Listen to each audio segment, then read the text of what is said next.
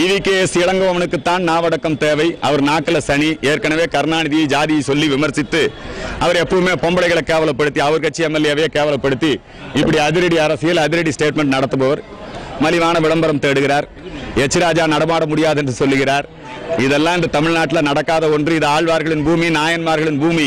உங்களுக்கு தான் நடமாடுறதுக்கு குஷ்புவும் நக்மாவும் தேவைப்படும். எங்களுக்கு அது தேவையில்லை. இது ஹிந்துத்துவ அரசியல் புரட்சி. இது ராமானுஜருடைய 1000வது ஆண்டு. இந்த தமிழகத்திலே வெடிக்கும். திராவிட இயக்கங்கள் அழியும். காங்கிரஸ் முக்தி பாரத் என்று சொல்லக்கூடிய அமித்ஷாவின் திட்டம் வெற்றி. காங்கிரஸ் இல்லாத இந்தியா, கழகங்கள் இல்லாத தமிழ்நாடு உருவாகும்.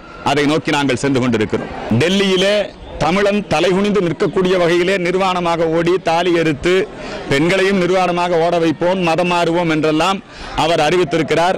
அவருடைய போராட்டத்திலே போலி விவசாயிகள், அதாவது இஸ்லாமிய அமைப்பை சார்ந்தவர்கள், கிறிஸ்தவ தொண்டு நிறுவனங்களை சார்ந்தவர்கள், நக்சலைட்டுகள் இவர்களெல்லாம் பங்கெடுத்துக் கொண்டு பச்சை துண்டு, அன்னைக்கு மட்டும் பச்சை துண்டு கட்டிக்கிட்டு இந்த வேலையை செஞ்சிருக்காங்க.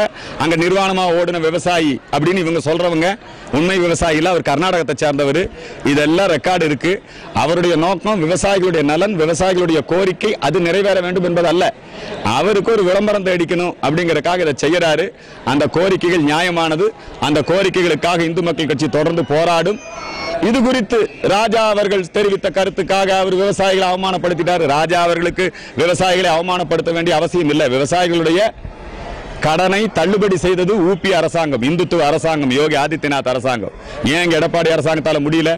50 ஆண்டு காலமாக இங்கே விவசாயிகளை சுரண்டியது, அழித்தது, ஆதிக்கம் செலுத்தியது யார்? விவசாயிகள் நிலைமை காரணம் யார்? திமுக, அதிமுக. இவங்க வீட்டு முன்னாடி போய் போராட வேண்டியதுதானே இவங்க. ஆகவே இந்த போராட்டம் ஏற்றுக்கொள்ள முடியாத போராட்டம். இது குறித்து மத்திய மாநில அரசுகள் கவனித்து அந்த போலி விவசாயிகளின் போராட்டத்தை அரசாங்கம் முடிவுக்கு கொண்டு வர வேண்டும்.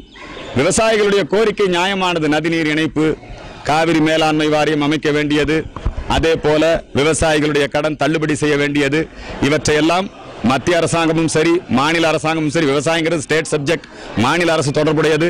ஆகவே இருவரும் இணைந்து எங்கள் தமிழ்நாட்டு விவசாயிகளுடைய பிரச்சனையை தீர்க்க வேண்டும் என்கின்ற வேண்டுகோள் இந்த நேரத்திலும் வலியுறுத்துகிறோம். விவசாயிகளோடு களத்திலே இருந்து இந்து மக்கள் கட்சி இதற்காக போராடும் என்பதை தெரிவித்துக் கொள்கிறோம். தலித் என்கின்ற வார்த்தையை ஒழிக்க வேண்டும். 1000 ஆண்டுகளுக்கு முன்பாகவே திருக்குலத்தோர் என்று சொல்லி ராமானுஜர் அழைத்திருக்கிறார்.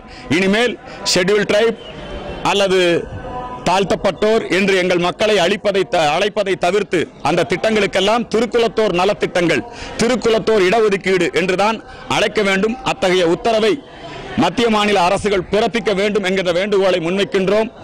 இந்த 108 திவ்ய தேசத்திலும் இந்தியா முழுவதும் இந்து சமய கோவில்களிலும் அரசு அலுவலகங்களிலும் அரசு விழாவாக இந்த விழாவை நடத்த வேண்டும். ராமானுஜருடைய கொள்கைகளை உலகமெங்கும் பரப்ப வேண்டும். அந்த கடமை இருக்கிறது. இன்றைக்கு தபால் தலை வெளியிட்டிருக்கிறது மோடி அரசாங்கம். அது போதாது. ஒரு தபால் தலை வெளியிடுவது என்பது முக்கியம் அல்ல. ராமானுஜருடைய உருவம் பொடித்த 1000 ரூபாய் நாணயங்கள் வெளியிடப்பட வேண்டும். ராமானுஜருடைய புகழ் திக்கட்டும் பரவ வேண்டும் என்பதுதான் எங்களுடைய வேண்டுகோள், கோரிக்கை.